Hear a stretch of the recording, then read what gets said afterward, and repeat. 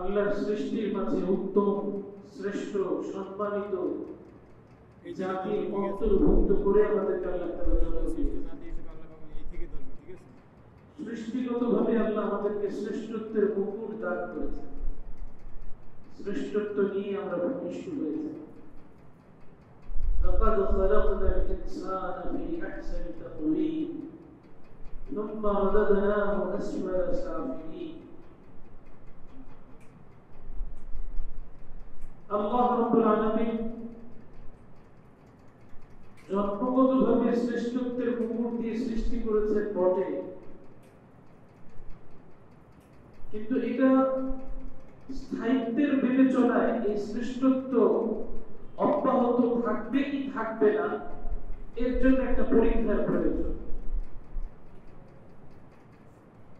উদাহরণস্বরূপ দুনিয়াতে কোন দামি মেশিনে, কোন দামি যন্ত্রে, কোন পার্টস ব্যবহারের জন্য প্রস্তুত করার পর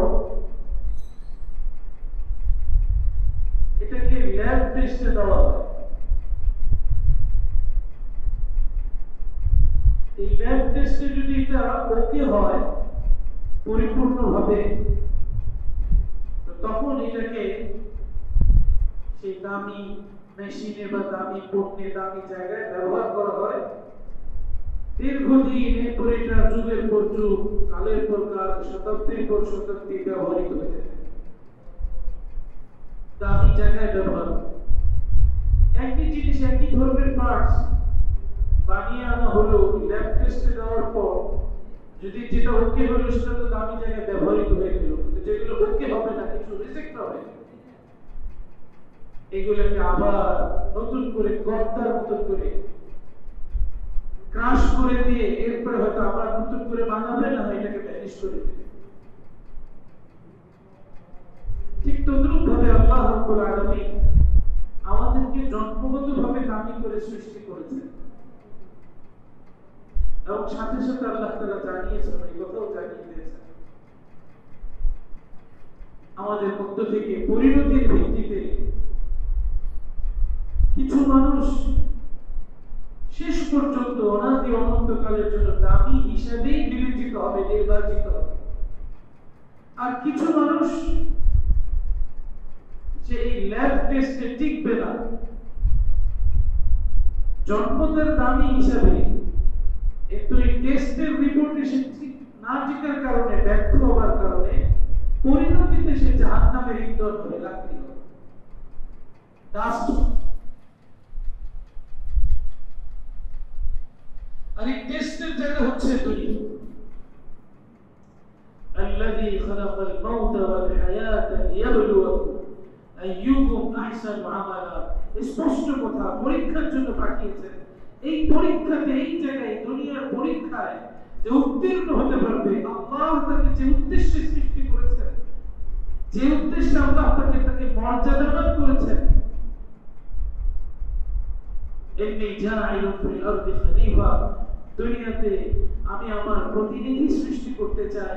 ফেরেশতারা বলল, আপনার ইবাদতের জন্য আমরাই তো যথেষ্ট, এদেরকে সৃষ্টি করার কি প্রয়োজন? এরা দুনিয়াতে মারামারি, হানাহানি, কাটাকাটি করবে, আমরাই তো আপনার ইবাদতের জন্য যথেষ্ট। আল্লাহ তাআলা বলেন, ইন্নী আ'লামু মা লা তা'লামুন, আমি যা জানি তোমরা তা জানো না। আল্লাহ তাআলা আমাদের প্রতি ভালো ধারণা করে, ভালো বিবেচনা করেই আল্লাহ রাব্বুল আলামিন খলিফাতুল্লাহ হিসেবে, খলিফাতুল আরদ হিসেবে মানুষকে আল্লাহ সৃষ্টি করেছেন, এবং অল্প সময়ের জন্য, আখিরাতের দীর্ঘ জীবনের তুলনায় এটা কোনো সময়ই না, বিবেচ্য বিষয়, একেবারে তুচ্ছ একটা সময়। এর মধ্যে শিশুকালও যায়, শৈশবকাল যায়, তরুণ যায়, তারুণ্যকাল যায়, মধ্যবয়স যায়, আবার বার্ধক্যও আসে কারো কারো। এরপরে এই সব পুরা শিশুকাল থেকে নিয়ে বার্ধক্য পর্যন্ত এই পুরোটা সময় আখিরাতের জীবনের তুলনায় একেবারেই ক্ষুদ্র, বর্ণনার অযোগ্য কতটুকু ক্ষুদ্র, এতটুকু ক্ষুদ্র, কোন তুলনাই হতে পারে না। এটা হচ্ছে ল্যাব টেস্টের পিরিয়ড টাইম। এই টেস্টে যদি কেউ ওকে হয়ে যায়, হযরত সাহাবা আজমাইন ওকে হয়ে যায়। কিছু মানুষ নবীরা ওকে ছিলেন, ওনাদের সংস্পর্শে এসে যারা দ্বীনকে কবুল করেছেন, নবীর আদর্শ মতো নিজের জীবনকে গড়েছেন, তারা ওকে হয়ে গিয়েছেন। এরকম কিছু মানুষের ওকে হওয়ার সনদ সার্টিফিকেট আল্লাহ দুনিয়াতে দিয়ে দিয়েছেন। والسابقون الأولون من المهاجرين والأنصار والذين اتبعوهم بإحسان رضي الله عنهم ورضوا عنه وأعد لهم جنات تجري تحتها الأنهار خالدين فيها ذلك الفوز العظيم। তোমাদের পূর্বে তোমাদেরই মতো এই মাটির তৈরি মানুষ, এই দেহের দুই চোখ, দুই কান, দুই হাত, দুই পা বিশিষ্ট কিছু মানুষ তোমাদের পূর্বে অতিক্রান্ত হয়েছে। তারাও তোমাদের মতনই দুনিয়ার লোভ লালসায় উন্মাদ ছিল, হিংস্র ছিল, পশুত্বের পর্যায়ে তারা পৌঁছে গিয়েছিল। আল্লাহ রাব্বুল আলামিন তাদেরকে সভ্যতা আলো পৌঁছাবার নিমিত্তে আল্লাহ তাআলা তাদের কাছে নবীকে পাঠিয়েছেন। নবী তাদের কাছে আলো নিয়ে এসেছেন, সত্য সতের আহ্বান নিয়ে এসেছেন। তারা নবীর ডাকে সাড়া দিয়েছে। এরকম কিছু মানুষ মুহাজির মক্কাবাসীর মধ্য থেকে ছিল, কিছু মানুষ আনসার মদিনাদের মধ্য থেকে, মদিনাবাসীদের মধ্য থেকে কিছু মানুষ ছিল। আল্লাহ রাব্বুল আলামিন বলছেন যে এরা আল্লাহ যে পরীক্ষার জন্য, যে টেস্টের জন্য দুনিয়াতে পাঠিয়েছেন, এই মানুষগুলো এই টেস্টে, এই পরীক্ষায় উত্তীর্ণ হয়ে গিয়েছে। আল্লাহ রাব্বুল আলামিন বলছেন এদের উপরে আল্লাহ রাজি হয়ে গিয়েছেন, এরাও আল্লাহর উপরে রাজি। কিয়ামত পর্যন্ত এই দুই শ্রেণীর মানুষের সাথে যেই মানুষের মিল হবে, আল্লাহ তাদের উপরেও অনুরূপ রাজি হয়ে যাবে, সাকসেস হয়ে যাবে, সন্দেহ নেই। এর বাহিরে এখন আমাদের মিলাই দেখা উচিত এই দুই শ্রেণীর মানুষের মাঝে কি কোয়ালিফিকেশন ছিল, কি কোয়ালিটি ছিল, কি ছিল যেটার কারণে আল্লাহ রাজি হয়ে গিয়েছেন। তারা জাগতিক বিদ্যায় অনেক বড় বিদ্বান ছিল, অনেক ব্রিলিয়ান্ট ছিল, অনেক মেধাবী ছিল, অনেক অর্থবিত্ত ছিল, যেগুলো আমরা আমাদের জীবনে সফলতার জন্য নির্বাচন করেছি। এগুলো যদি আমার হাতে এসে যায়, কেমন যেন আমি মনে করি আমি সাকসেস হবো, আমি সফল হবো। তো তারা কি আসলে এই সমস্ত জাগতিক যে জিনিসগুলোর পিছনে আমরা ছুটছি, ওনারা কি এগুলো ধনে ধনবান ছিলেন? এর কারণে আল্লাহ ওনাদেরকে, আল্লাহ ওনাদের উপরে সন্তুষ্টি ঘোষণা করেছেন, না ভিন্ন কিছু ছিল? ইতিহাস যদি আমরা পড়ি, থাকতে চাই, এটা সকলেরই প্রত্যাশা। কি বল? আল্লাহর নবীর সাথে থাকতে চাই না, এটা কোন মুসলমান বলবে? তো চাবে, আমি চাই নবীজির সাথে থাকতে, কিন্তু থাকার জন্য কি যোগ্যতা আমাদের থাকা লাগে? আল্লাহর নবী আম্মা জান আয়েশা রাদিয়াল্লাহু তাআলা আনহা, যিনি কিনা কত দিক থেকে কত যোগ্যতা সম্পন্ন ছিলেন, মুমিনদের সর্দার, সমস্ত উম্মতের মাঝে, সমস্ত উম্মতের মধ্যে থেকে যিনি সবচেয়ে প্রথম জান্নাতে প্রবেশ করবেন, সমস্ত উম্মতের নেক আমল একদিকে, যার নেক আমল, একক নেক আমলই তার চেয়ে বেশি বিবেচিত হবে, সাইয়্যিদনা আবু বকর রাদিয়াল্লাহু তাআলা আনহুর কন্যা এবং হুজুর সাল্লাল্লাহু আলাইহি ওয়াসাল্লামের স্ত্রীগণের মধ্য থেকে একমাত্র বিশেষ বৈশিষ্ট্যগুলি সম্বলিত স্ত্রী, যিনি কিনা কুমারী ছিলেন। একজন স্ত্রী কুমারী, তিনি আয়েশা রাদিয়াল্লাহু তাআলা, এবং এমন স্ত্রী যার কোলে মাথা রেখে শোয়া অবস্থায় আল্লাহ তাআলা ওহী অবতীর্ণ করেছেন। এই সম্মান শুধুমাত্র ওনার জন্য, বিবিগণের মধ্য থেকে ওনার গৃহে, ওনার কোলে মাথা রাখা অবস্থায় আল্লাহ হুজুরের কাছে ওহী পাঠিয়েছেন। আরো আম্মা জান আয়েশা রাদিয়াল্লাহু তাআলা পবিত্রতার ঘোষণা দিয়ে আল্লাহ তাআলা কোরআনে আয়াত নাযিল করেছেন। কত সম্মানে উনি সম্মানিত ছিলেন। স্বয়ং উনি হাদিসের ক্ষেত্রে বহুত অনেক হাদিস সংরক্ষণকারী ছিল। পরবর্তীতে অন্যান্য সাহাবী এবং তাবেঈ অনেকেই ওনার থেকে হাদিসকে সংগ্রহ করেছেন। এত সম্মানিতা, দিনের লাইনে এত নিবেদিত যিনি, যার এত ত্যাগ, এত কুরবানি। আল্লাহর নবী ওনাকে সম্বোধন করে বলছেন, আয়েশা, তুমি যদি কিয়ামতের ময়দানে আমার সাথে থাকতে চাও, তাহলে তুমি দুনিয়াতে এমন ভাবে সময়কে অতিবাহিত করো যেমন কিনা কোন মুসাফির সফর করা অবস্থায় সফরে চলছে, মাঝ পথে তার কোন প্রয়োজনে সফর বিরতি করলো, এই বিরতিকালীন সময়ের জন্য যতটুকু সে সঞ্চয় করে, যতটুকু সে পথ সামগ্রী, সফর সামগ্রী সংরক্ষণ করে, এতটুকুর উপরে তুমি তোমার জীবনকে অতিবাহিত করার চেষ্টা করো। সফর বিরতিকালীন সময়ের সামান পরিমাণ সামান যেন তোমার জীবনের সামান। আজ আমরা যে জিনিসের পিছনে ছুটছি, সবাই পেরেশান, আমি সহ আমরা সকলেই পেরেশান।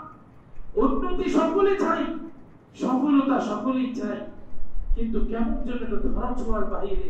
আমি যতই দৌড়াই, ওটা যেন আরো আমার থেকে দূরে সরে যায়। অনেক কিছুই অর্জন করেছে, কিন্তু মনে সেই তৃপ্তি আসছে না যে আমি সফল হলাম, আমি সাকসেস হয়ে গেলাম, আমার চাহিদা শেষ হয়ে গেল। সেই তৃপ্তি আসার সুযোগ হচ্ছে না। আমি অতৃপ্তই থেকে যাচ্ছি, অস্থিরই থেকে যাচ্ছি, অস্থিরতার বেকুলতায় নির্বিঘ্নে তন্দ্রাও যেতে পারছি না, নিদ্রা যেতে পারছি না। আমাকে ঔষধ গ্রহণ করতে হচ্ছে, আরো আরো নানা রকমের আয়োজন করতে হচ্ছে। অথচ দুনিয়ার জীবন আল্লাহ, আল্লাহ নবী, আল্লাহ রাসূল আমাদেরকে দেখিয়েছেন কত সহজ। এইভাবে চলো যদি কিয়ামতের ময়দানে আমার সাথে থাকতে চাও। তারপরে আর কি বলেছেন? ধনী লোকদের সাথে উঠা বসা কম করো। স্পষ্ট হাদিস, ধনী লোকদের সাথে উঠা বসা কম করো, যাতে করে ধনের লিপ্সা। স্বাভাবিক মানুষ যে সোসাইটিতে থাকে, যাদের সাথে উঠা বসা করে, তার মতো হওয়ারই একটা আকাঙ্ক্ষা বোধ তার মধ্যে সৃষ্টি হয়।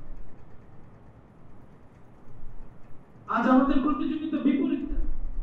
বিভিন্ন ভাবে আমরা ধনবান ধনী ব্যক্তিদের সংস্পর্শে আসতে পারলে নিজে প্রাউড ফিল করি, খুশি হই, আনন্দ বোধ করি। আর কি বলেছেন? গায়ের পরিহিত বস্ত্রটা ওই পর্যন্ত ছেড়ে দিও না যতক্ষণ না এটা তালিযুক্ত হয়। ব্যবহারের বস্ত্র ততক্ষণ পর্যন্ত তুমি পরিহার করো না, ছেড়ে দিও না যতক্ষণ না এটা তালিযুক্ত হয়।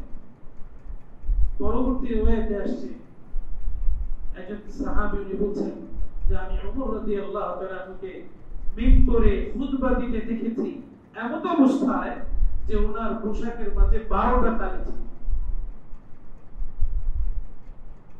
মুহতারাম মুসলিম کرام, আমরা ওই পর্যায়ে দুনিয়ার বিবেচনায় যেতে পারি বা না পারি, অনেক কঠিন মনে হলো যে কথাটা আমার বোঝানোর উদ্দেশ্য যে দুনিয়াকে নিয়ে আমরা যে প্রতিযোগিতায় লেগে আছি, এটা আমাদেরকে ক্লান্ত করে দিবে, পরিশ্রান্ত করে দিবে, কিন্তু সফলতার চৌকাঠ স্পর্শ করতে দিবে না। যদি কিনা আমরা আমাদের চাহিদাকে কমিয়ে নিয়ে আসি, আর আমরা সেই মনোভাব, সেই চেষ্টা, সেই চাহিদাটা আমরা দিনের জন্য ব্যয় করি, অল্পতেই একটা না একটা সময় আল্লাহ তাআলা আমাদেরকে সফলতার একটা অনুভূতি অনুভব করার মতো সুযোগ করে দেবে। আমি উপলব্ধি করতে পারবো, আলহামদুলিল্লাহ আমার যথেষ্ট আছে, আমি ভালো আছি, আমি ইবাদতের সাথে আছি, আমি আল্লাহর নাফরমানি করছি না, আমার প্রয়োজন পুরো হয়ে যাচ্ছে। মুহতারাম মুসলিম کرام, তো আল্লাহ রাব্বুল আলামিন বলছেন যে তাদের সাথে যাদের মিল হবে তারা টিকে যাবে, ল্যাব টেস্টে পরীক্ষায় টিকে যাবে। যারা টিকে যাবে, যারা ইতিপূর্বে যারা টিকে গিয়েছে, আ'আদ্দা লাহুম জান্নাত, আল্লাহ তাদের জন্য জান্নাত বিনির্মাণ করছেন, যে জান্নাতের তলদেশ দিয়ে নহরসমূহ প্রবাহিত থাকবে, তারা চিরদিন ওই জান্নাতে থাকবে। আল্লাহ নিজে বলেন যালিকাল ফাউজুল আযীম, এটা মহান সফলতা, সর্বোচ্চ পর্যায়ে সাকসেসনেস। ঠিক তদ্রুপভাবে ওনাদের জীবনের সাথে যার জীবন মিলে যাবে সে সফল হয়ে যাবে, কেউ তাকে ক্ষতিগ্রস্ত করতে পারবে না। কিন্তু পক্ষান্তরে আমরা যেভাবে চলছি, যে মনোভাব পোষণ করে চলছি, আল্লাহ আমাদেরকে দামি হওয়ার সুযোগ দেওয়া সত্ত্বেও, যে কথাটা আমি বলেছি, মানুষ হিসেবে আল্লাহ আমাদেরকে জন্মগতভাবে দামি বানিয়েছেন, এখন চেষ্টা করে অনাদি অনন্তকালের জন্য নিজেকে দামি হিসেবে অক্ষুণ্ণ রাখার যে সুযোগটা আল্লাহ আমাদেরকে ঈমান দান করার মাধ্যমে দিয়েছেন, যদি আমরা অনবরত বিরতিহীন চেষ্টা করে যেতে হয় সাধনা, আমরা যদি এই দামটাকে, নিজের সম্মানটাকে বৃদ্ধি করতে চাই, ধরে রাখতে চাই, তো অনবরত সাধনা যদি কেউ করে, আল্লাহ তাকে সাহায্য করবেন, এটাও আল্লাহ তাআলার ওয়াদা আছে। কিন্তু কেউ যদি ভুলে যায় আর এই দুনিয়াটাকে স্থায়ী মনে করে নেয়, তার আসল ঠিকানা মনে করে নেয়, তো পদে পদে পদে পদে তারা পেয়েছে। বাবা ওয়াজ থেকে ফেরত এসে বাচ্চা মাঠে খেলাধুলা করছে, বিকালবেলা সন্ধ্যা ঘনিয়ে এসছে, বাড়িতে আর বাচ্চা ফিরে আসছে না, সবাই পেরেশান, মা বাবা পেরেশান, ছোট্ট শিশু গেল কোথায়, পেরেশান। সামাজিক যোগাযোগ মাধ্যমে প্রচারণা চালানো হলো, এই শিশুর সন্ধান কেউ দিতে পারে কিনা, পুরস্কার ঘোষণা করা হলো। দীর্ঘ প্রায় 1 সপ্তাহ অতিবাহিত হয়ে যাওয়ার পরও এই শিশুর কোন সন্ধান গোটা দেশবাসী, গোটা বাংলাদেশের মানুষ খুঁজে পেল না। পাবে কি করে? এই শিশু তো আর জীবন্ত নেই। এই শিশু তারই প্রতিবেশী, শুধু প্রতিবেশী নয়, এই শিশুকে জাগতিক শিক্ষায় শিক্ষিত করবার জন্য প্রাথমিক শিক্ষার যে সূচনা করেছে যে শিক্ষিকার হাত ধরে, সেই শিক্ষিকাই তার হত্যা করে। উপলক্ষ কি? ঘটনা কি? শিক্ষিকা হিসেবে নিয়োগ প্রাপ্ত এই শিক্ষিকার কাছে শিশুটি পড়ছিল, পারিবারিক কোন ঘটনা, বিস্তারিত যতটুকু লিখেছে, ওই বাড়ির, এই শিশুর বাড়ির কোন জিনিস খোয়া গিয়েছে, তো এই শিক্ষিকাকে তার গার্জিয়ানের পক্ষ থেকে চুরির অভিযুক্ত করা হয়েছে অথবা অপবাদ দিয়েছে। যদি সত্যিকার অর্থে এই ঘটনা ঘটিয়ে থাকে তাহলে অভিযুক্ত, আর না ঘটিয়ে থাকলে অপবাদ দেওয়া হয়েছে। এবং উপরন্তু তাকে এই শিক্ষিকার পদ থেকে অপসারণ করা হয়েছে, দায়িত্ব থেকে অব্যাহতি দেওয়া হয়েছে, যা আমার বাচ্চাকে পড়াইতে হবে না, এই এতটুকু। আমাদের যাদেরকে আল্লাহ ঈমান দিয়েছে, যে কথা আমি বলছিলাম, দ্বীন, আপনারা হয়তো মনে করতে পারেন যে এগুলো তো কমন কথা, এটা ছাড়া তো মানুষই থাকে না, দ্বীন ছাড়া মানুষ হতে পারে না, দ্বীন ছাড়া মানুষ জাহান্নামে লাকড়ি হয়ে যায়, এই কথা ছাড়া তো আমাদের জীবনে কোনো কথাই নাই। আমাদেরকে আল্লাহ যে ঈমান দিয়েছে, দ্বীন দিয়েছে, ঈমানদারের এক পরিচয় আল্লাহ তাআলা তার কোরআনে আলোচনা করেছেন। والكاظمين الغيظ والعافين عن الناس والله يحب المحسنين। মুমিন তো সে হয়, মুমিন পুরুষ, মুমিন নারী সে হয়, যে কিনা ক্রোধের মুহূর্তে, যৌক্তিক মুহূর্তে, রাগান্বিত হওয়ার যৌক্তিক মুহূর্তেও রাগকে নিয়ন্ত্রণ করে। কাযিমিন আল গায়জ, রাগকে, ক্রোধকে নিয়ন্ত্রণ করে। এই নিয়ন্ত্রণকারী যে নিয়ন্ত্রণ করতে সক্ষম হয়, যে সে দ্বীনের মধ্যে আছে। ইন্না দ্বীনা ইনদাল্লাহিল ইসলাম, যে আয়াতে কারিমের খুতবায় তেলাওয়াত করলাম, ওয়া মান ইয়াবতাগি গায়রাল ইসলামি দীনান ফালান ইউকবাল মিন। মানুষ হিসেবে কোন মানুষের জন্য আল্লাহ রাব্বুল আলামিন মানবতার নীতি আদর্শ হিসেবে দ্বীন ইসলাম ছাড়া আল্লাহর কাছে কোনটাই গ্রহণযোগ্য না। আর দ্বীন ইসলামের অধীনে যে মানুষ নিজেকে নিয়ে আসলো, তার কিছু নিদর্শনাবলী আল্লাহ কোরআনে নিয়ে আসছেন, যে সে তার মধ্যে এই গুণগুলো থাকবে। এর মধ্যে একটা গুণ এইটা, যে সে তার ক্রোধের মুহূর্তে ক্রোধকে নিয়ন্ত্রণ করবে। যদি সম্ভব হয়, উত্তম স্তর হচ্ছে তার সাথে রূঢ় আচরণকারী, খারাপ আচরণকারীকে সে ক্ষমা করে দিবে,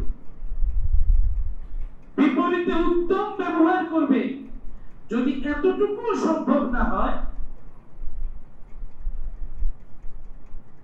তাহলে অন্তত যতটুকু সম্ভব, যে বরাবর তাকে যতটুকু ক্ষতি করেছে, সে যদি বদলা নিতে চায়, এতটুকুই নিতে পারবে, এর চেয়ে বেশি সে সীমা লঙ্ঘন করতে পারে না।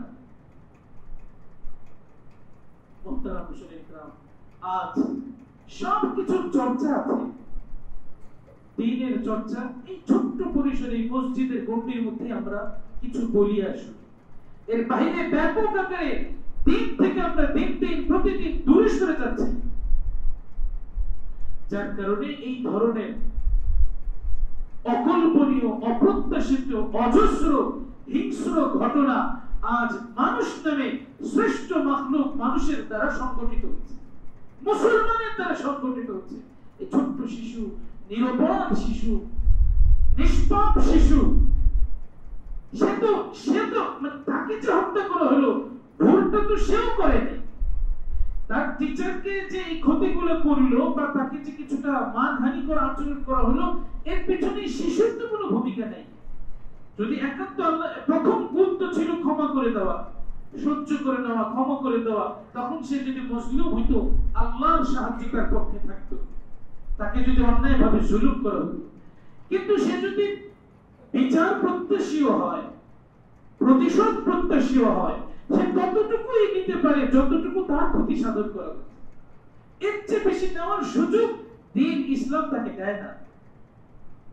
এখন যখন সে ক্রোধকে নিয়ন্ত্রণ করতে পারে নাই, সে নিজের মনোবাসনা চরিতার্থ করা, তার মধ্যে তার নফস, তার শয়তান তাকে ভেতর থেকে উস্কে দিচ্ছে, তুমি দেখায় দাও, তারা তোমার অপমান করছে, দেখায় দাও, এই বাচ্চারা তোমার কাছে পড়াবে না, এই বাচ্চারা তুমি দুনিয়াতে রেখো। তো এর দ্বারা কি হলো?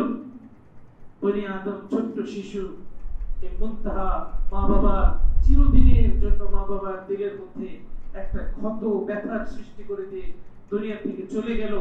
আর যে কিনা এই চলে যাওয়ার মাধ্যম হইল, সে অপরাধী হইল, দুনিয়াতেও অপরাধী, দুনিয়াতেও এর জন্য তাকে শাস্তি পেতে হবে, সামাজিকভাবে নিগৃহীত হতে হবে, লাঞ্ছিত হইতে হবে, অপমানিত হইতে হবে।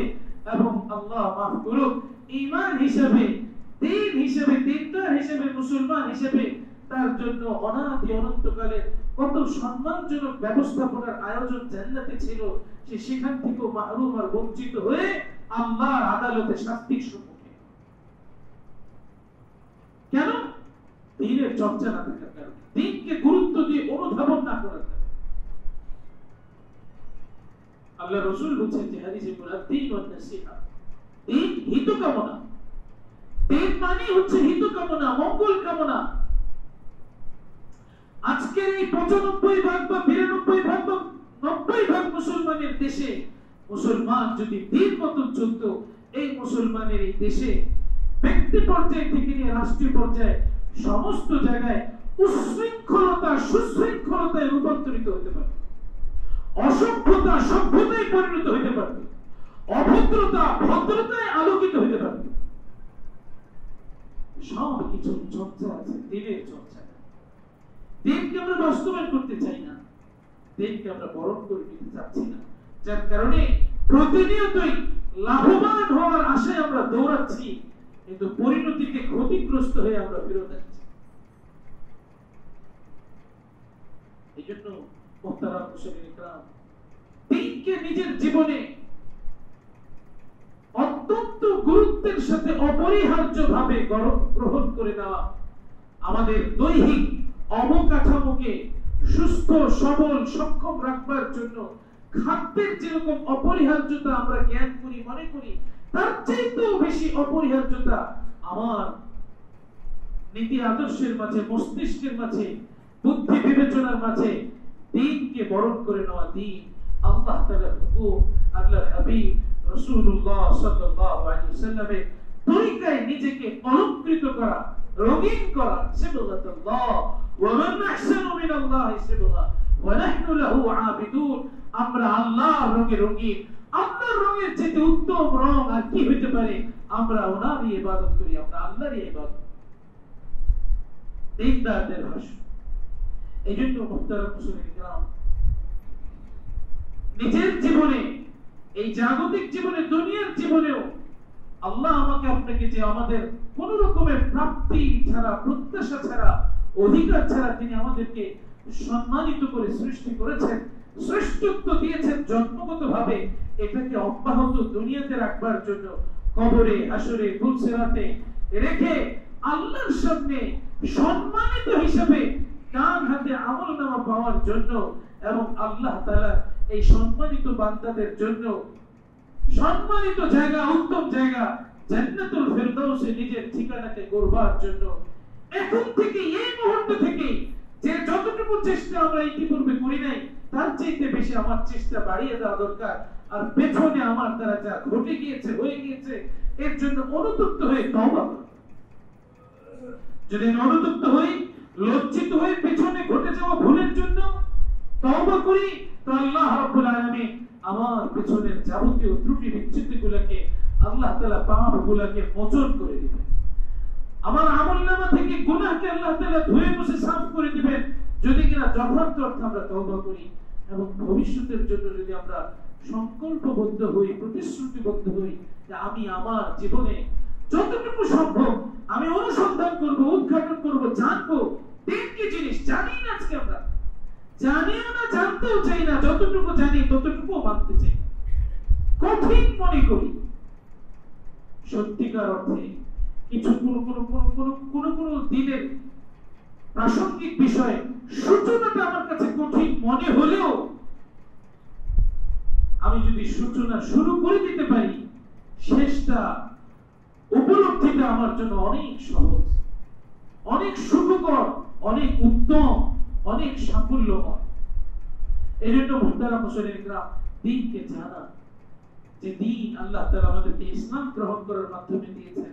প্রথমে দ্বীনকে জানা এবং যথাযথভাবে দ্বীন মোতাবেক নিজের পা থেকে নিয়ে, নিজের মাথা থেকে নিয়ে পা পর্যন্ত, নিজের সকাল থেকে সন্ধ্যা পর্যন্ত, সন্ধ্যা থেকে সকাল পর্যন্ত সুস্থতা, অসুস্থতা, সচ্ছলতা, অসচ্ছলতা, ব্যস্ততা, অবসরতা, সর্বাবস্থায় নিজেকে বারবার সারাক্ষণ অবজারভেশনে রাখা, আমি দ্বীনের অধীনে, দ্বীনের ভিতরে আছি না বাহিরে আছি।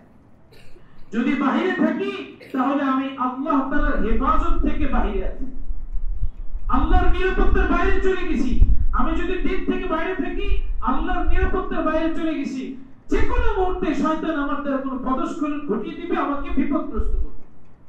আর যদি আমি দ্বীনের ভিতরে থাকি, আল্লাহর হুকুমের মধ্যে থাকি, নবীর তরিকার মধ্যে থাকি, তো আমি আল্লাহ তাআলার রহমতে আছি, আমি আশা করতে পারি আল্লাহ আমাকে হেফাজত করবে।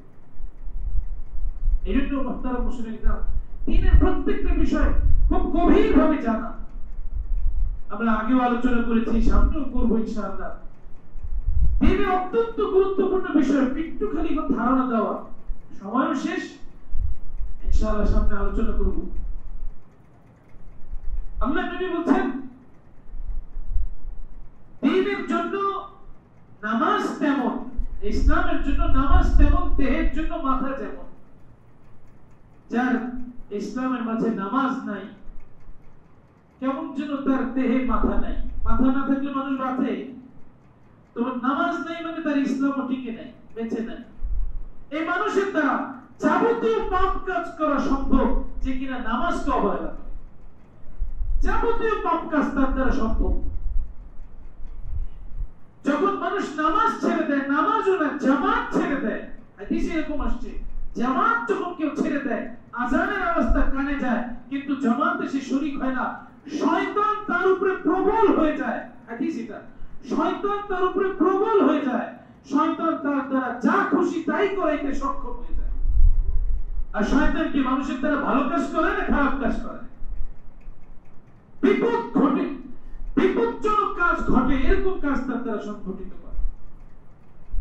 এজন্য মুহতারাম মুসলিমরা এই দ্বীনের এই গুরুত্বপূর্ণ বিষয় নামাজ, আমাদের মাঝে অনেকে আল্লাহ তাআলা সারা জীবন বাল্যকাল থেকে আমরা নামাজ পড়ে আসছি, এখন আমরা বার্ধক্যে পৌঁছেছি। এই বার্ধক্যের অবস্থায় নামাজের 13টা ফরজ, আরকান আহকাম 13টা ফরজ, এই 13টা ফরজের একটা ফরজ যদি আমার দ্বারা আদায় না হয়, লোকে দেখবে আমি নামাজি কিন্তু আল্লাহর কাছে আমি, বলেন সবাই, আল্লাহর কাছে আমি বেনামাজি, আল্লাহর কাছে আমি কি বেনামাজি। এই 13টা ফরজের একটা ফরজ যদি আমার দ্বারা আদায় না হয়, ইচ্ছায় অনিচ্ছায় ভুলেও যদি আদায় না হয়, তবুও নামাজ হবে। ভুলেও যদি কোনো ফরজ ছুটে যায়, নামাজ হবে না। মানুষ বলবে আমি মুসল্লি, আল্লাহ বলবে আমি নামাজ পড়ি। নামাজ হচ্ছে না। মুহতারাম মুসলিম کرام, খুবই বিপজ্জনক ভাবে যে ফরজগুলো ইদানিং ব্যাপকভাবে আমাদের থেকে ছুটে যায় সেটা হচ্ছে কেরাতের ফরজ। অনেক মুসল্লি আমরা যদি খোঁজ করি এই ফরজের মধ্যে আমরা অধিকাংশ ক্ষেত্রে দুর্বলতা পাবো। আর এরপরে যে বড় একটা গুরুত্বপূর্ণ ফরজ, একটা না বরঞ্চ কয়েকটা, কিয়াম করে একটা ফরজ, রুকু করে একটা ফরজ, সিজদা করে একটা ফরজ, কি বলে? এবং শেষ বৈঠক। এই ফরজগুলা আমরা নতুন ভাবে ফিতনার সম্মুখীন হয়ে আমরা নিজেরাই নিজেদের ফতোয়া দিয়ে সমাধান দিয়ে, যেটা এখন থেকে 15-20 বছর আগে এত ব্যাপকভাবে দেখা যায়নি, যে আমরা সকলেই এখন চেয়ারের উপরে বসে নামাজ পড়ছি। এর দ্বারা আমার ফরজগুলো আদায় হচ্ছে না, লঙ্ঘিত হচ্ছে। আমি কতটুকু অক্ষম, কতটুকু আমার জন্য চেয়ারে বসার অনুমোদন আছে, এই বিষয়ে আমি ব্যক্তিগতভাবে কোনো মুফতি আলেমের কাছে তাহকিক করেছি কিনা।